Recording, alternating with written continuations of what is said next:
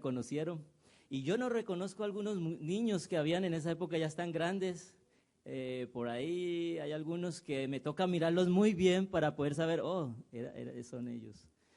Pues me siento muy contento, gracias a Dios, el permitirme poder venir a compartir la palabra de Dios.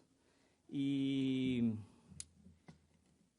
como tengo acostumbrado, definitivamente es una responsabilidad muy grande delante de Dios el llevar su palabra, y una de las preguntas que siempre me hago es ¿por qué? ¿Por qué somos nosotros los que Dios ha escogido para compartir el Evangelio? Cuando sabemos claramente y lo experimentamos en nuestras vidas, cuán débiles somos para poder andar rectos en el camino que Él nos muestra, cuán débiles somos para obedecerle y para hacer su voluntad. Pero cada vez que yo me paro en un púlpito y voy a presentar la palabra del Señor, Él me recuerda que precisamente por eso nos ha escogido. Nos ha escogido porque nosotros no estamos llevando el Evangelio nuestro, no estamos presentándonos a nosotros al mundo, estamos presentándose a Cristo Jesús al mundo. Él nos utiliza a nosotros para que solamente Él sea glorificado en nuestras debilidades. Eso lo dice muy claramente la Biblia. En 2 Corintios quiero compartir con ustedes. 2 Corintios capítulo 4, versículo 5, ya no me acostumbro a las gafas. Capítulo 4, versículo 5 en adelante dice: porque no nos predicamos a nosotros mismos, sino a Jesucristo el Señor, y nosotros vuestros siervos por amor de Jesús. Porque Dios, que mandó que de las tinieblas resplandeciese la luz, es el que resplandeció en nuestro corazón para que podamos conocer la gloria de Dios que brilla en el rostro de Cristo. Y sigue diciendo: sin embargo, tenemos este tesoro. ¿Cuál tesoro?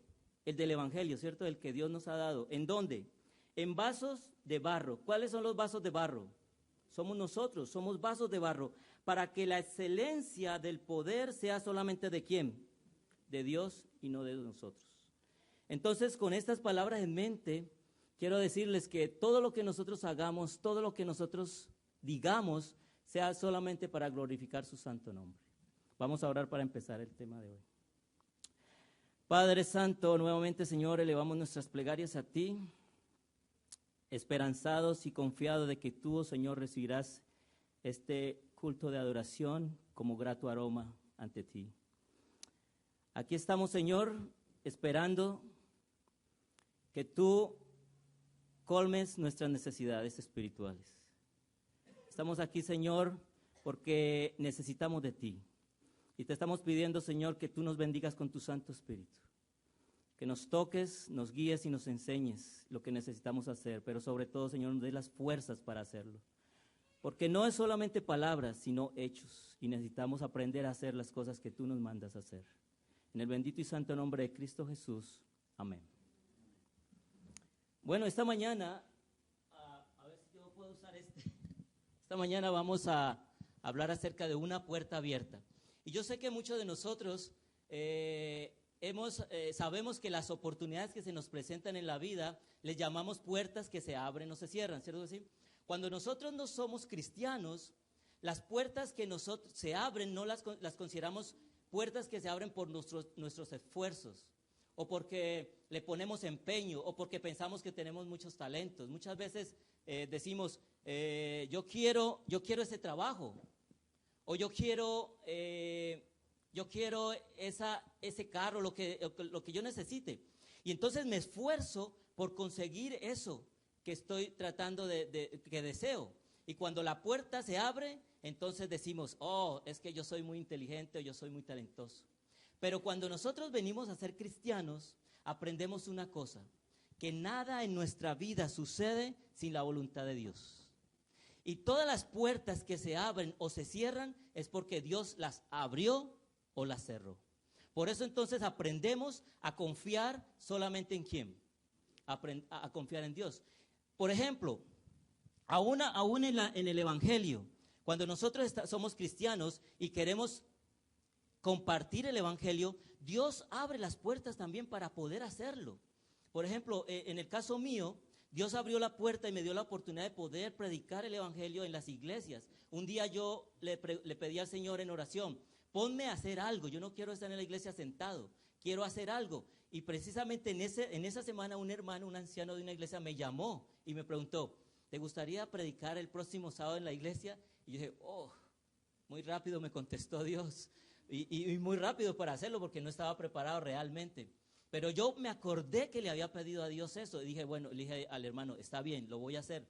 Preparé el tema. Y yo quiero decirles una cosa, hermanos. El Señor abrió puertas y abrió puertas. Desde ese día hasta hoy, el Señor ha permitido que yo pueda ir a varias iglesias y poder compartir su palabra con las personas. Esa puerta Dios la abrió. Y en la palabra de Dios dice que cuando Él abre una puerta, nadie la puede cerrar. Ahora, hay ocasiones en que Dios cierra una puerta y nosotros debemos comprender y tener paciencia, porque cuando Dios cierra la puerta es para beneficio nuestro y tenemos que entender que si Él la cerró es porque Él desea que nosotros aprendamos algo. En el Evangelio, a Pablo también le sucedió lo mismo. Miren lo que dice, vamos a ir a Hechos capítulo 14, versículo 27. Nosotros no somos israelitas. Y en el principio Dios escogió a Israel para llevar su mensaje. Pero llegó un momento en que Dios abrió la puerta del evangelio para todas los gentiles y todas las personas que no fuesen judíos para conocer el evangelio. Hechos capítulo 14, versículo 27 es un ejemplo de cómo Dios abre las puertas. Dice ahí, al darse cuenta, los apóstoles Bernabé y Pablo rasgaron su ropa. Perdón, este es 27, estoy leyendo el que no es. El 27, al llegar, reunieron a la iglesia y relataron las grandes cosas que Dios había hecho con ellos y cómo había abierto a los gentiles la puerta de ¿qué? La puerta de la fe. Ahora miren, 1 Corintios capítulo 16, versículo 9. Ahí hay otro ejemplo. 1 Corintios capítulo 16, versículo 9. Dice lo siguiente. Cuando lo encuentren me dicen amén o ya o misericordia y podemos leerlo. Entonces, 1 Corintios 16, 9 dice, porque me fue abierta, dice Pablo, una puerta grande y eficaz y muchos son los adversarios. Cuando él habla de la puerta grande y eficaz, está hablando de la puerta del evangelio. A él se le abrió una puerta para poder predicar el evangelio. Eso es una de las oraciones que nosotros debemos tener en nosotros. Es que pedirle a Dios que nos abra las puertas de oportunidades para llevarle a otros esta gran verdad. Porque muchas veces nosotros tenemos el deseo, ¿cierto que sí?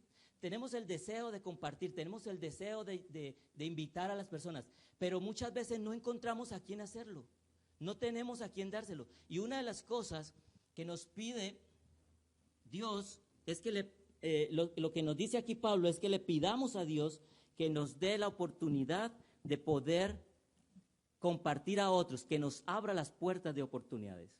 Ahora, el versículo que leímos, el de la lectura bíblica, que se encuentra en Apocalipsis, capítulo 3, versículos 7 y 8, habla de una puerta que fue abierta. Y vamos a ver cuál es esa puerta que se abrió. Vamos a leer Apocalipsis, capítulo 3, versículos 7 y 8.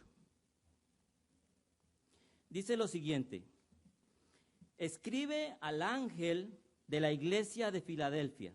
Esto dice el santo, el verdadero, el que tiene la llave de David, el que abre y ninguno cierra, cierra y ninguno abre. Conozco tus obras, he abierto ante ti una puerta que nadie puede cerrar, porque aunque tienes poca fuerza, has guardado mi palabra y no has negado mi nombre. ¿Saben una cosa, hermanos? Esta profecía que tenemos aquí en Apocalipsis, en cierta manera aquí se está cumpliendo, pero Esta profecía está referida en Isaías.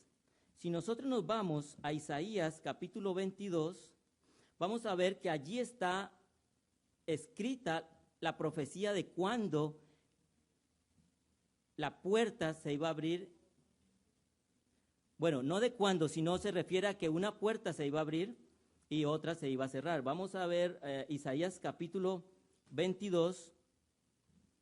Isaías capítulo 22, versículos 20 y 22. Isaías capítulo 22, 20 y 22. Dice lo siguiente. Perdón, Isaías 20, o sea, aquí lo tengo, no lo he podido encontrar. Ok. Dice, en aquel día llamaré a mi siervo Eliakim, hijo de Hilcías. Lo vestiré de tus vestiduras, lo fortaleceré con tu cinturón. Entregaré tu autoridad en sus manos y será padre al habitante de Jerusalén y a la casa de Judá. Y pondré la llave de la casa de David sobre su hombro. Abrirá y nadie cerrará. Cerrará y nadie ¿qué? Abrirá. ¿De quién creen ustedes que está hablando aquí la profecía de Isaías? ¿De quién está hablando? Bueno, está hablando del personaje que está en Apocalipsis capítulo 3, versículo 7, que dice, el verdadero, ¿el qué? Vamos a leer el versículo 7 del capítulo 3 de Apocalipsis. ¿Quién es ese personaje? Muy bien, es Jesús. Mire lo que dice el versículo 3, 7. Dice, escribe al ángel de la iglesia de Filadelfia. Este dice, el santo, el verdadero, el que tiene ¿qué cosa? La llave. ¿Quién es el santo y el verdadero? Jesús. Ahora, la pregunta que nosotros nos debemos hacer, es, ¿qué significa que es el santo y el verdadero? ¿Qué significa que se le llame en ese pasaje santo y verdadero? Cuando alguien es verdadero, ¿qué significa eso? Puro, ¿ok? Digamos que es puro, ¿qué más? ¿Perdón? La verdad, verdadero, o sea, la verdad, muy bien.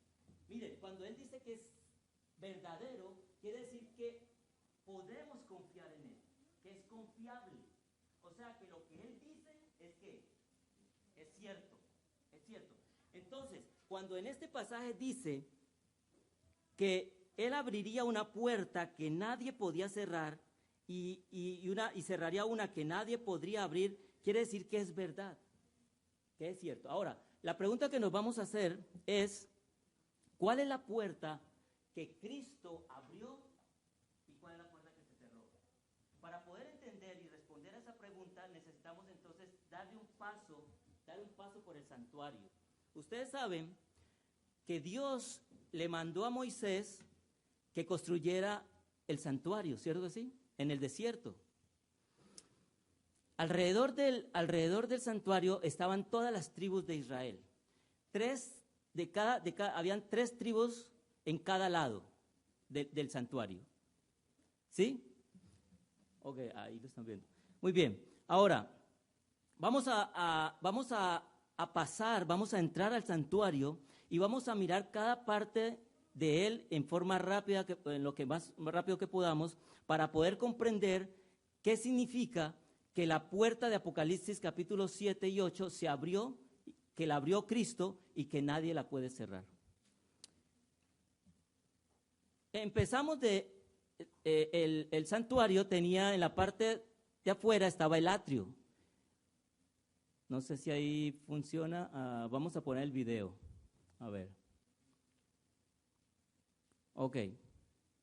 Si ustedes ven en la parte del centro está el atrio. El atrio era como el patio donde se encontraba el lugar, donde se encontraba el altar de sacrificio. Ustedes ven esa cosa grande allí. Ahorita lo vamos a ver de cerca, si es que nos funciona el video.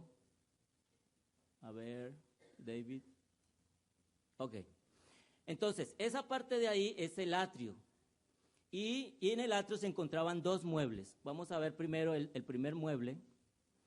Este que ustedes ven ahí es el atrio, toda esta parte de aquí. Entonces el atrio, esta es la entrada al santuario. Y al frente de la entrada, en el patio, en el atrio, estaba el altar de sacrificio. En el altar de sacrificio, todas las personas, se hacía un servicio diario de sacrificio. En él se sacrificaban los corderos. Habían dos servicios en el santuario, el sacrificio diario y el sacrificio una vez al año. En el altar de sacrificio se sacrificaban a los corderos y se tomaba la sangre para llevarla al santuario. Luego, después del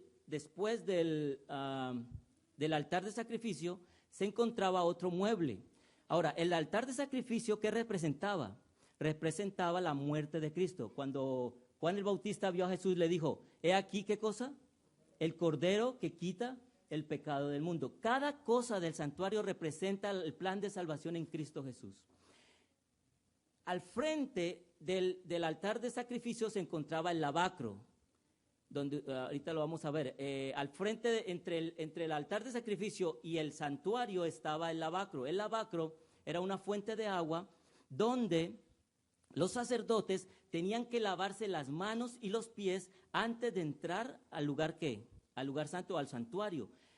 El lavacro representaba el bautizo y la resurrección de Cristo. El atrio, hermanos, antes de continuar, el atrio representa el mundo donde Cristo vino a morir. Muy bien, ahora, ese es el lavacro. En el lavacro, entonces los sacerdotes se lavaban porque Dios les mandó que debían lavarse para poder entrar limpios al lugar, al santuario. Ahora, el santuario tenía dos compartimientos. El primer compartimiento era este, que ustedes están viendo ahí, que es el lugar santo.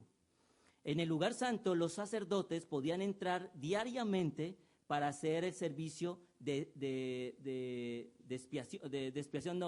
intercesión. En el lugar santo se hacía el servicio de intercesión. En este lugar se encontraban 3 muebles, y esos 3 muebles son los siguientes. Estaba la lámpara, el candelabro de 7 brazos, que nosotros ya sabemos.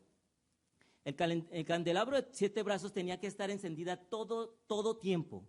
Entonces el sacerdote tenía que venir y alimentar la lámpara constantemente con aceite de olivo para que iluminara todo el tiempo. ¿Qué representa la lámpara? La lámpara de 7 brazos. No alcanzo a ver aquí para poder detenerla. Ok. Representa, primero que todo, el Espíritu Santo, la luz que Dios le daba. David, ¿me puedes un momentico detener el video, un momentico, pausa, por favor? Yo le explico un momentico aquí esto. El candelabro representaba el Espíritu Santo y la luz que se emanaba a todos los que seguían a Cristo en el santuario. O sea que por medio del Espíritu Santo nosotros recibimos la verdad y la palabra de Dios. Otra cosa que es importante es que la lámpara también representaba las 7 iglesias de la época. Ustedes saben, en Apocalipsis capítulo 1, si leemos ahí Apocalipsis capítulo 1, versículo 20, dice claramente dice así, el misterio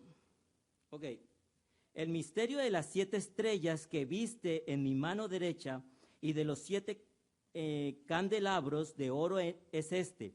Las 7 estrellas son los ángeles de las 7 iglesias. Y los 7 candelabros son, ¿qué cosa? Las 7 iglesias. Representaban las 7 iglesias. ¿Por qué? Ustedes saben que las 7 iglesias representan las épocas de la iglesia de Dios en la historia. Cada iglesia representa una época. Entonces, la lámpara representaba que en cada época Dios iluminaba a su iglesia por donde debía seguir. En cada época de la iglesia. David, ¿ya puedes darle play? Ok, otro mueble que se encontraba en el lugar santo era la mesa de los panes de la proposición o de la presencia. Se llamaban los panes de la presencia. En este mueble se encontraban 2 columnas o 2 hileras de panes, de 6 cada uno. Eso tiene más significados. Todos los muebles del santuario tienen diferentes significados con respecto al plan de salvación en Cristo Jesús. En este caso, los panes de la proposición significa el pan de vida. Ustedes saben cuando Jesús dijo, yo soy, ¿qué cosa? El pan de vida. Es de la forma como Cristo alimenta a su pueblo, por medio de su palabra, de la Biblia. Así es como nos alimentamos. El otro mueble que se encuentra en el lugar santo es el altar del incienso. El altar del incienso también tenía que ser continuo. Constantemente tenía que echarse incienso en el altar de incienso para que el aroma y el incienso suba a Dios. Ahora, el incienso llenaba todo el lugar santísimo. ¿Y eso qué significa? El incienso y el altar de incienso significan las oraciones de intercesión del sumo sacerdote hacia su pueblo. Las oraciones que se elevaban a Dios en ese momento. Ahora, el siguiente lugar, después del lugar santo, había una cortina, como ustedes la ven ahí, y después de esa cortina se dividía el lugar santo del lugar santísimo. Este es el lugar santo. La cortina que está ahí es la cortina que divide el lugar santísimo. Y cuando se entraba al lugar santísimo, entonces se encontraba un mueble en el lugar santísimo que era el arca del pacto. Así se llamaba, el arca del pacto. ¿Por qué se llamaba el arca del pacto? Bueno, porque dentro de ella se encontraban, ¿qué cosa? Se encontraban las tablas del pacto que Dios le había dado a Moisés. En el arca del pacto, en este lugar, nadie podía entrar diariamente. Solamente podía entrar el sumo sacerdote una vez al año para hacer expiación. Toda la sangre del cordero que se sacrificaba en el altar de sacrificio se traía a este lugar y se rociaba la sangre en el velo y se rociaba la sangre una vez al año dentro del propiciatorio, encima del propiciatorio y se rociaba la sangre. Y dentro del arca del pacto se encontraba las tablas de piedra, la vara de Aarón que reverdeció y el maná. Esas eran las cosas que habían en ese lugar. Muy bien, ¿por qué nosotros necesitamos saber esto? Bueno, primero que todo, lo necesitamos saber porque la puerta que está hablando, Apocalipsis capítulo 3, 7, se refiere al santuario. Nosotros sabemos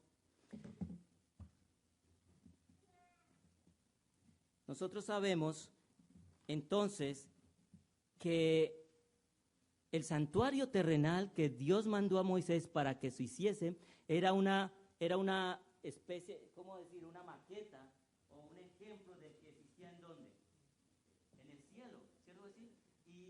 Y Dios le mandó a Moisés a que lo hiciera exactamente como él quería, con las medidas exactas, con el material que él quería, y no solamente eso, sino que Dios le dio talentos a personas para que pudieran hacer las artesanías que se iban a hacer. Entonces, este santuario que nosotros vemos aquí es el del terrenal, pero este santuario es imagen y reflejo del que está en el cielo. ¿Cómo lo sabemos eso? Bueno, si nos vamos a Hebreos, capítulo 8, vamos a ir a Hebreos, capítulo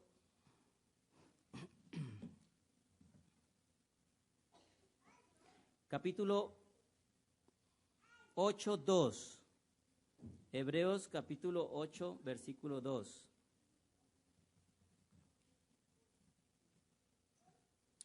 ¿Qué dice ahí? Sí, 8:2.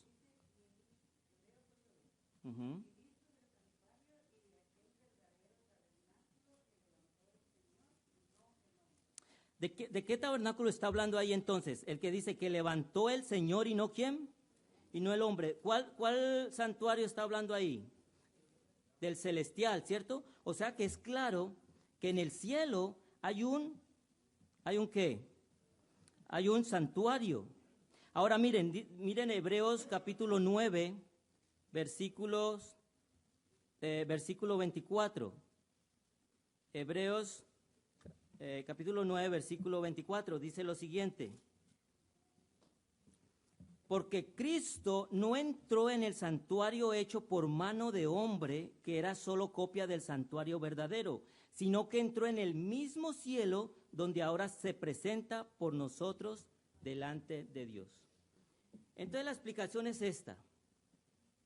Cuando Cristo vino a la tierra, Cristo murió como cordero, y luego en el lavacro, Él resucitó. Y cuando Él resucitó, entonces fue a ¿qué lugar? Fue al lugar santo. Fue al lugar santo. Y después, en el lugar santo, entonces, dice el verso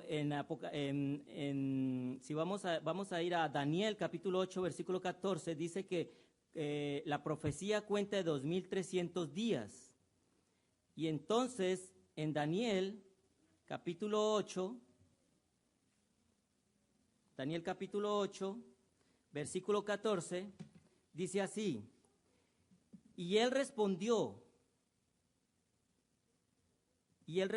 hasta 2300 días de tardes y mañana, entonces el santuario será purificado.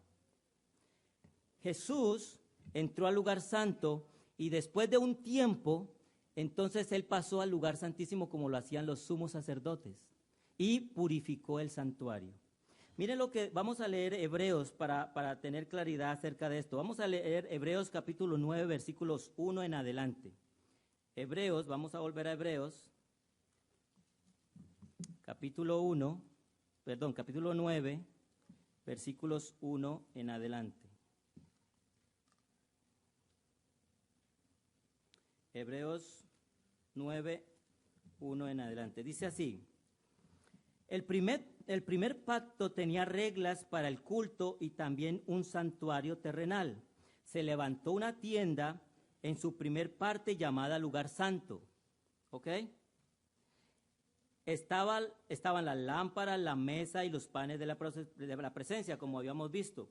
Tras el segundo velo estaba la parte llamada lugar santísimo. Este tenía el incensario de oro y el arca del pacto cubierta de oro. Esta arca contenía una urna de oro con el maná, la vara de Aarón que reverdeció y las tablas del pacto. Sobre ella, los querubines de gloria cubrían el propiciatorio. De estos objetos no hablaremos ahora en detalle, dice ahí. Estas cosas eran ordenadas así. En la primera parte entraban siempre los sacerdotes a cumplir los oficios del culto. Pero en la segunda parte entraba solo el sumo sacerdote una vez al año, no sin llevar sangre que ofrecía por sí mismo y por los pecados de ignorancia del pueblo. Con esto, el Espíritu Santo da a entender que mientras que la primera tienda estaba en pie, el camino al lugar santísimo no estaba aún abierto. Esto es símbolo para el tiempo actual, que indica que esos presentes y sacrificios no pueden limpiar la conciencia del adorador, ya que consiste solo de comidas, bebidas, diversos lavados y ceremonias impuestas hasta el tiempo de la renovación. Ahora miren, pero Cristo, el versículo 11, pero Cristo ya vino y ahora es el sumo sacerdote de los bienes definitivos. El santuario donde Él ministra es más grande y más perfecto. Y no es hecho por mano de hombre, es decir, no es de este mundo. Y Cristo entró en el santuario una vez para siempre, no con sangre de machos cabríos ni de becerros, sino con su propia sangre, y consiguió la eterna redención. Porque si la sangre de los toros, los machos cabríos y las cenizas de la becerra rociada a los impuros santifican para purificar la carne, mucho más la sangre de Cristo, a quien por el Espíritu Eterno se ofreció a sí mismo sin mancha a Dios, purificará vuestra conciencia de las obras que llevan a la muerte, para que sirváis al Dios vivo. Así como el sumo sacerdote entraba una vez al año al lugar santísimo para hacer expiación, asimismo Dios entró una vez para siempre al lugar santísimo para purificarlo. Entonces, cuando Jesús entró del lugar santo al lugar santísimo, a él abrió una puerta. La puerta que se abrió fue la puerta del lugar santo al lugar santísimo. Cuando él entró al lugar santísimo, entonces empezó una obra, que es la obra de expiación y de juicio. Usted sabe que cuando en este momento precisamente los judíos están celebrando el día de expiación, y ellos están celebrando como el fin del año. Esa fiesta, ellos todavía hacen todas las ceremonias del lugar santo, pero cuando Cristo pasó al lugar santísimo, dijo que todas las ceremonias que se hacían en el lugar santo de sacrificio de corderos, que lo representaban a él, ya no se debían hacer más. Y entonces la puerta que él abrió para nosotros fue la puerta del lugar santísimo. Ahora miren, hermanos, cuando nosotros cometemos una violación de algo, por ejemplo, si nos pasamos un semáforo, ¿quién es la que nos condena? Es la ley, ¿cierto? La ley es la que nos condena. Ahora, en el arca del pacto estaba la ley de Dios, por eso se llamaba el día del juicio, porque por la ley nosotros somos ¿qué? Condenados. La ley es la que nos muestra a nosotros el pecado. Entonces, en ese día se empezaba el día de juicio.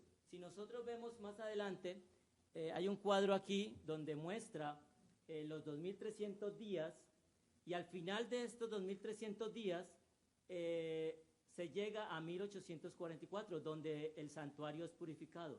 Los 2300 días empiezan en el 457 con la proclamación del decreto de Artajerjes, y los 2300 días van hasta 1844, donde es la fecha en que Cristo pasó del lugar santo al lugar santísimo.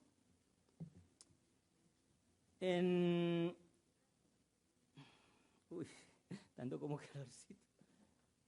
Gracias. Ok. Yo soy muy fácil para sudar, y más cuando se pone caliente. ¿Cómo sabemos que esto es así? En Apocalipsis capítulo 11, versículo 19, que está hablando de los mismos acontecimientos, dice así, Apocalipsis capítulo 11, versículo 19. Entonces fue abierto el santuario de Dios que está en el cielo, y quedó a la vista el arca de su pacto en su santuario. Y hubo relámpagos, voces y truenos, y un terremoto y una fuerte granizada. ¿Dónde se encuentra el arca del pacto? ¿En el lugar santo o en el lugar santísimo?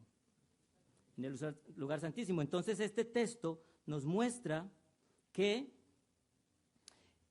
la puerta que se abrió en Apocalipsis 11:19 es la puerta del lugar santísimo. En el conflicto de los siglos, páginas 486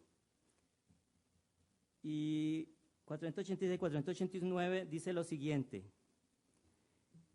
el arca del pacto de Dios está en el lugar santísimo, en el segundo departamento del santuario, en el servicio del tabernáculo terrenal, que servía de mera representación y sombra de las cosas celestiales.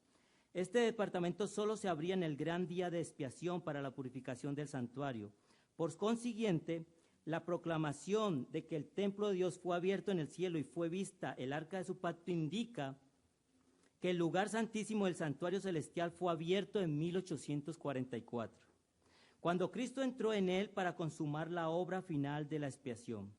Los que por fe siguieron a su gran sumo sacerdote, cuando dio principio a su ministerio en el lugar santísimo, contemplaron el arca del pacto. Al estudiar el asunto del santuario, llegaron a entender que se había realizado un cambio en el ministerio del Salvador, y vieron que estaba oficiando entonces como intercesor ante el arca de Dios y que ofrecía su sangre en favor de los pecadores. Quiero decirles algo. Nosotros hemos visto que Dios abre puertas y cierra puertas. Esta es la puerta que Él abrió para todos nosotros. Desde esa época hasta acá se ha venido entregando un mensaje de la iglesia al mundo. El mensaje de la iglesia al mundo que se ha dado es el mensaje de resaltar y respetar la ley de Dios. Pero no solamente eso, sino que además de eso se ha resaltado algo importante dentro de la ley de Dios que se ha olvidado en muchas iglesias, y es el cuarto mandamiento de la ley de Dios. El cuarto mandamiento de todos los 10 mandamientos es el mandamiento olvidado. Y nosotros como iglesia, que hemos sido llamados por Dios, es el mensaje que Dios quiere que nosotros demos en este tiempo. El de resaltar su ley, porque dicen muchos que la ley ha sido clavada y no hay que guardarla. Y en segundo lugar, en el respetar su día santo. Ahora, una cosa que tenemos que tener claro, y es que no es guardar el día de Dios, no es solamente como ley, es simplemente el resultado que tú tengas tu relación con Dios. Es el que te lleva a que entres en su reposo, porque el guardar el sábado no significa algo material, no es solamente venir y guardar el sábado en la iglesia y estar en la iglesia en la mañana y luego en la tarde, quién sabe qué más vamos a hacer. Significa entrar en un reposo espiritual, es entrar en Cristo Jesús. Porque cuando nosotros tenemos una relación con Cristo, entonces al sentir el amor por Cristo, por lo que Él hizo por nosotros, entonces nos lleva a obedecerle. Y entonces ustedes van a darse cuenta que cuando guardan el sábado de esa manera, lo van a sentir como dice Isaías 58, va a ser una delicia para nosotros, va a ser una delicia.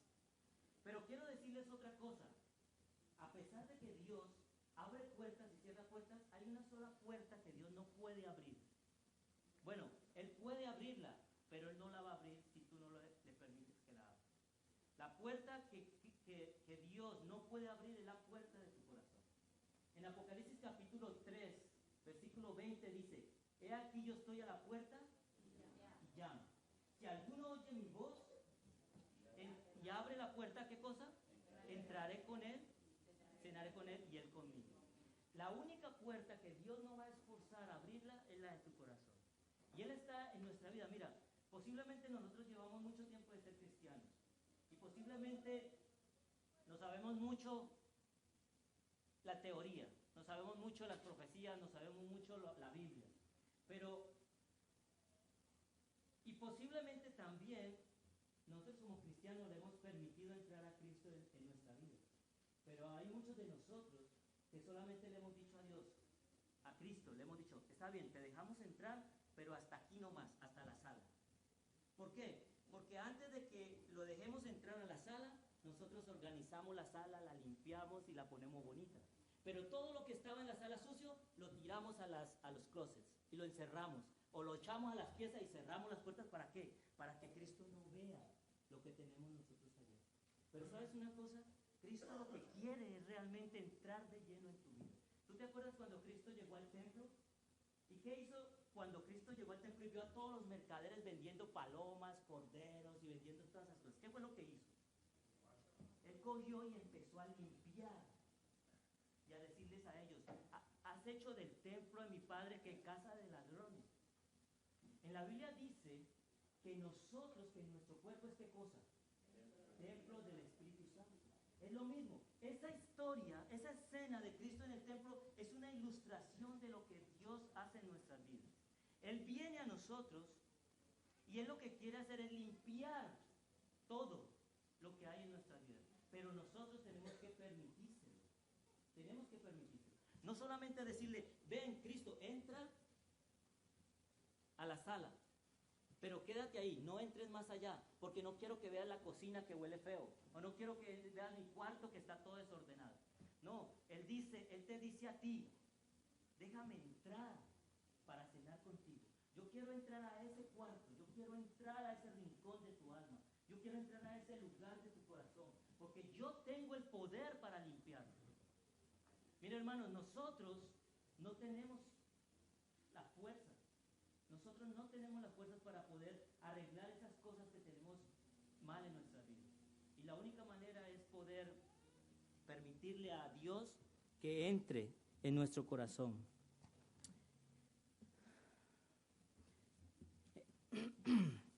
yo les quería contar una experiencia que yo tuve. Una de las cosas que nos cuesta mucho a nosotros, como seres humanos y como cristianos también, es el orgullo. Yo sé que todos lo hemos experimentado y todos lo experimentamos. Hay un dicho que dice que el orgullo es como el mal aliento. Nadie se da cuenta, sino el que, todos lo saben menos el que lo tiene, ¿cierto? Algo así. El orgullo es igual, todos tenemos orgullo, pero no nos damos cuenta que lo tenemos, sino que los demás se dan cuenta que lo tenemos. Una vez estaba haciendo mi trabajo y tuve que ir a una compañía a entrevistarme con alguien, pero ya era tarde, eran como las 5 de la tarde y las compañías normalmente las cierran a las 4:30, 4 o algunas más temprano. Entonces yo estaba afanado y me fui para allá y fui a la parte de al frente porque era una bodega grande y fui a la parte de al frente para ver si me podían atender y ya estaba cerrado. Y yo tenía afán de encontrarme con alguien en ese enfrente. Dije yo, voy a tratar por atrás. Entonces me fui por la parte de atrás de la compañía y había una puerta pequeña fuera de los áreas de donde reciben las cargas, y había una puerta pequeña. Yo intenté abrirla y abrió. Entonces la abrí y adentro estaba un poco oscuro y se escuchaban unas máquinas sonando, parecía como una empresa de esas donde construyen cosas, no sé qué era, pero se escuchaban las máquinas y estaba medio oscuro y había un poquitas luces. Y entonces yo entré y empecé a decir, aló, hola, ¿hay alguien aquí? ¿Hay alguien aquí? Y había un poco de humo y oscuro. Entonces yo me metí por el medio de las máquinas y alcancé a ver un escritorio allá al fondo. Y en el escritorio había una persona. Y entonces esa persona estaba sentado y con sus pies sobre el mueble, sobre la mesa. Y entonces yo me fui acercando y entonces yo le dije, aló, hola, disculpe, no me escuchaba. Y entonces a medida que yo me fui acercando pude ver que era un joven. Y era un joven delgado, demasiado delgado. Y tenía la cara que tenía era como muy demacrada. Se veía que tenía una vida pues difícil. Entonces yo, preciso, ahí mismo yo juzgando, él mismo pensé, dije, ¿qué le habrá pasado a este muchacho? ¿Qué vida tendrá? Porque se veía como vicioso, se veía una persona así como viciosa. Y entonces él estaba recostado en la silla y estaba leyendo un libro. Entonces cuando él me vio, él se levantó y puso el libro sobre la mesa. Le dije, disculpe, no, es que necesitaba hablar con usted. Entonces empecé a hablar con él para comentarle qué era lo que estaba, para qué era que venía. Entonces cuando yo estaba hablando con él, yo miré de reojo para ver qué libro estaba leyendo. Y entonces cuando yo miré el libro, a que no adivinan qué libro estaba leyendo. Estaba leyendo la Biblia. Entonces yo seguí hablando con él, yo me sorprendí y dije, estaba leyendo la Biblia. Entonces cuando terminamos de hablar de lo que yo iba a ir a hablar con él, yo le dije, ¿tú estás leyendo la Biblia? Y me dijo, sí, la estoy leyendo. Y le dije yo, muy buen libro, le dije yo así. Y entonces me dijo, sí, es muy buen libro, me dijo, lo vengo leyendo un tiempo atrás, le dije yo. Y le dije yo en mi orgullo, le dije yo, sí, yo sé de eso, de la Biblia, y yo enseño acerca de eso. Entonces se quedó mirando y me dijo, miró la Biblia y dijo, sí, ¿sabes qué? Ese libro salvó mi vida. Wow. Cuando él me dijo, ese libro salvó mi vida, yo no dije nada más. Me quedé callado y dije, sí, es buen libro. Muchas gracias por todo y me fui. Fue una gran lección que Dios me dio. Porque nosotros podemos decir muchas veces, sí, yo conozco la Biblia, sí, yo la enseño. Pero cuán pocas veces podemos decir, ese libro salvó mi vida. Ese muchacho, quién sabe por qué habría pasado. Y Dios lo encontró. Posiblemente él lo dijo literalmente. Posiblemente él estaba a punto de morir y conoció a Jesús y se salvó. Pero también además de eso, no solamente se salvó de morir literalmente, posiblemente además de eso se salvó espiritualmente, porque él conoció a Cristo y le dio la oportunidad de tener vida eterna. Cuando yo salí de ahí, salí con un dolor en mi corazón. Y yo le dije a Dios, Dios, perdóname. Porque yo sé que en medio de todas las cosas, yo he sido ingrato contigo. Yo sé que a pesar de las oportunidades que tú me has dado para yo llevar tu palabra, yo he sido desobediente contigo. Pero ¿sabes una cosa, hermanos? Yo le pedí a Dios, muéstrame algo en el que yo pueda fortalecerme en ti. Y yo le dije, háblame con tu palabra. Y ¿sabes una cosa, hermanos? Encontré un texto en la Biblia ese mismo día. Yo me detuve en el carro, me fui y me detuve en el carro a pensar en lo que me había dicho ella, a pensar en mí, a pensar en mi vida. Y yo abrí la Biblia, estando en el carro, y le dije, háblame. Y ¿sabes una cosa? Encontré un texto cuando abrí la Biblia y se encuentra en Amós, capítulo,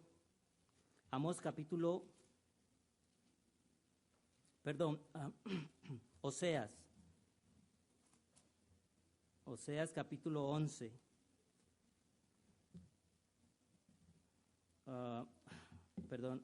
Creo que, ok, sí. El capítulo 11 de Oseas es un capítulo que está hablando a Israel, pero es un ejemplo vivo de nuestra vida. Mira lo que dice allí. Eso lo leí en ese momento y entendí lo que yo estaba haciendo realmente y lo que era mi vida. Dice, cuando Israel era muchacho, yo lo amé y de Egipto llamé a mi hijo. Ustedes saben lo que significa Egipto. Egipto es el pecado. Nosotros somos llamados por Dios del pecado, del mundo. Y dice, y de Egipto llamé a mi hijo. Cuanto más los llamaba, más que se alejaban de mí. Y a los Baales sacrificaban y a los ídolos ofrecían holocausto o sahumerios. Con todo, yo le enseñé a Efraín, lo llevé en mis brazos y no conocieron que yo los cuidaba. No, cuando yo leí ese texto, yo me vi ahí. Vi cómo Dios me había llamado y me había enseñado. Y decía que no sabíamos que Él nos cuidaba. ¿Cuántas veces nosotros nos sentimos preocupados por las cosas que nos pasan en la vida? Se nos olvida que Dios nos llamó y nos cuida todavía. Mire lo que dice más adelante.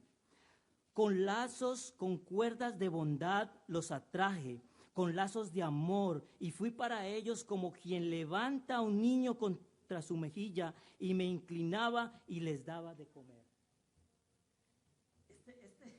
Esta escena es increíble, porque yo me puedo imaginar a Dios levantándonos a nosotros contra su mejilla y demostrándonos todo su gran amor. Pero lo que yo no puedo entender es cómo es posible que en medio de todo eso nosotros seamos tan duros para no aceptar ese regalo que Dios nos da.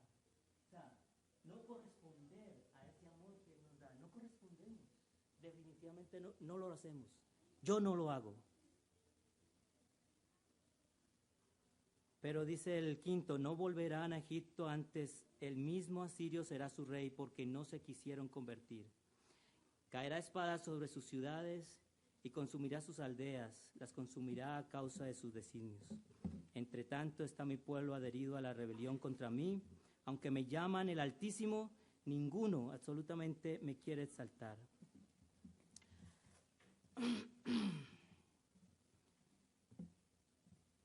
Lo único que les digo, hermanos, es que todos los días de la vida que tenemos nosotros, Dios nos da oportunidades. Él nunca va a dejar de hacerlo.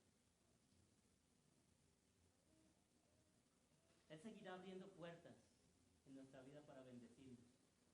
Y Él seguirá cerrando puertas en nuestra vida para también bendecirnos. Necesitamos el colirio que dice en Apocalipsis para poder entender cuándo y cómo debemos hacer las cosas. Y hay una promesa final. Hay una promesa final para todo aquel que persevere. En Apocalipsis dice, aquí está la paciencia de los santos, los que guardan los mandamientos de Dios y tienen la fe. La paciencia de los santos no es una paciencia estable. La paciencia de los santos es una paciencia perseverante. Eso significa, bienaventurados los que son perseverantes, que guardan los mandamientos de Dios y la fe. Yo sé que posiblemente alguna vez tú te has desanimado de las cosas de Dios, por alguna circunstancia. Pero yo te digo ahora, en el nombre del Señor, que perseveres, que sigas adelante. No importa lo que haya sucedido en tu vida, lo que tú hayas hecho. No importa los años que lleves de ser cristiano. Lo importante es la perseverancia, porque nunca dice la Biblia que Dios se cansará de llamarte y de esperar que tú regreses a Él. La promesa que Él nos dejó para nosotros es la siguiente: bienaventurados los que lavan sus ropas para tener derecho al árbol de la vida y para entrar por las puertas en la ciudad. ¿Te gustaría, hermano, a ti entrar por las puertas de la ciudad? ¿Te gustaría estar cara a cara con Dios en ese momento? Que Dios nos dé las fortalezas, que nos dé la visión para poder entender la situación en que nos encontremos y poder pedirle a Él que nos limpie y nos enseñe lo que debemos hacer. Que Dios te bendiga.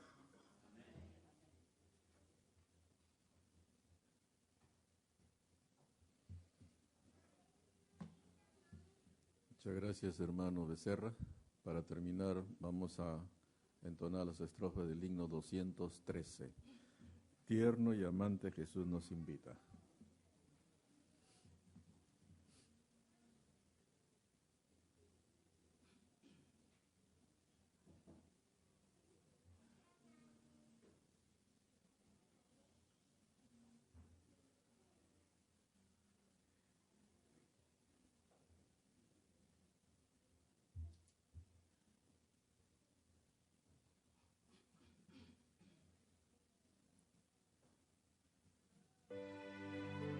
Puestos de pie, por favor.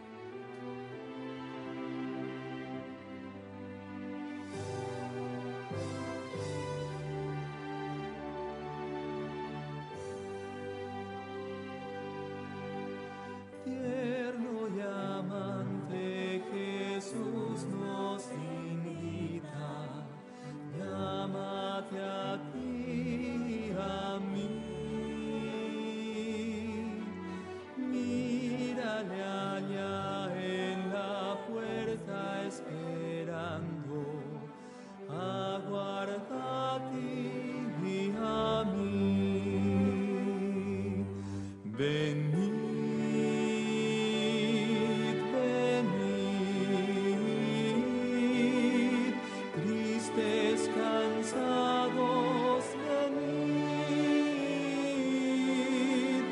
Tierno y amante Jesús nos invita, oh pecadores,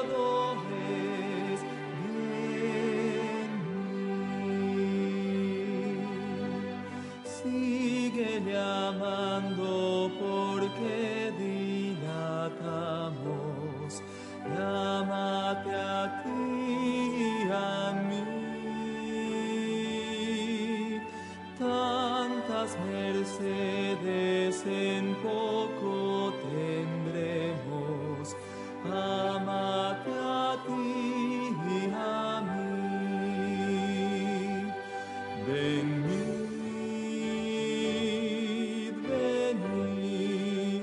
venid, tristes, cansados, venid. Tierno y amante Jesús nos invita, oh pecadores, venid. Oh maravilla de amor prometido, tanto a ti como a mí. Ven y recibe el perdón ofrecido, dado de gracia a ti. Venid,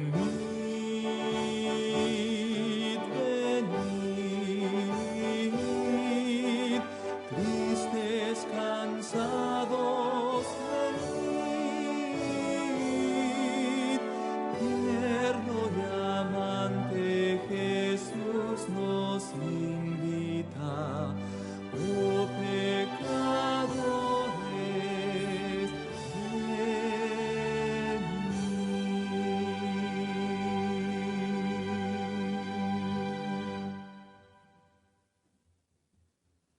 Oremos. Padre, Gracias te damos, bendito Señor, porque para siempre es tu misericordia. Gracias porque tú nos estás llamando, Señor, para que abramos la puerta de nuestros corazones definitivamente a ti. Gracias porque sabemos, Señor, que eres paciente para cada uno de nosotros, porque no quieres que nadie se pierda, sino que todos vuelvan al arrepentimiento. Esta mañana, Señor, hemos escuchado tu voz clamando a nuestros corazones para que nos consagremos a ti. Tú nos has mostrado, Señor, que hay una puerta abierta, una puerta de oportunidad en la cual podemos entrar y estar contigo. Queremos, Señor, recibir la luz del cielo. Queremos recibir la luz desde el lugar santísimo donde te encuentres expiando, Señor, los pecados del mundo. Pero queremos decirte, Padre bendito, también que queremos que nos ayudes a prepararnos, que nos prepares, Señor, en nuestros corazones. Tú sabes, Señor, aquellas cosas que nos están alejando de ti. Tú sabes, Señor, aquellas cosas que nos separan de nuestra relación contigo. Sabemos, Señor, que hay dos coronas, una corona celestial y una corona terrenal. Hay quienes luchan, Señor, por conseguir la corona terrenal, de tener bienes y cosas materiales, luchan por estar cómodos y tener abundancia. Pero sabemos, Señor, que nada de eso quedará en pie. Mas hay otros, Señor, que están luchando por conseguir la corona del cielo, la que tú has ofrecido, Señor. Y esa es la corona que todos aquí presentes queremos. Queremos estar, Señor, llenos del tesoro del cielo. Que tú abras, Señor, los tesoros del cielo y que caiga sobre nosotros hasta que sobreabunde. Tus bendiciones, Señor, son bendiciones para siempre. Son bendiciones que sanan al herido, que dan vista al ciego. Son bendiciones, Padre, que fortalecen al débil, que dan sabiduría al necio. Pero tú, Señor, ayúdanos a aferrarnos de esa verdad, a acercarnos a ti. Cada día puedes que pongas en nuestra vida, Señor, experiencias que nos conmuevan, experiencias que nos muestren, Señor, la necesidad que tenemos de ti. Porque llegará el momento, Señor, que solamente vamos a tener que depender de ti, de ninguna otra cosa. Y necesitamos este tiempo para prepararnos. Este es el tiempo de gracia, el tiempo que tú nos has dado, Señor, para alistar todas las cosas de nuestro carácter que necesitamos llevar al cielo. Porque será lo único, Señor, que llevaremos, nuestro carácter. Y necesitamos que tú nos pulas con tu Santo Espíritu. Ponemos en tus manos, Señor, a la iglesia de West Suburban. Tú conoces sus necesidades, Padre. Que tú seas con ellos, que tú les muestres, Señor, y les guíes. Que tú les sigas impartiendo tu verdad y tu Santo Espíritu. Que tus santos ángeles sean testigos de su verdad, de sus vidas. Y que sean testimonios fieles para otras personas, para que muchos conozcan de tu verdad y de tu amor. En el bendito y santo nombre de Cristo Jesús te pedimos todo. Amén, Señor.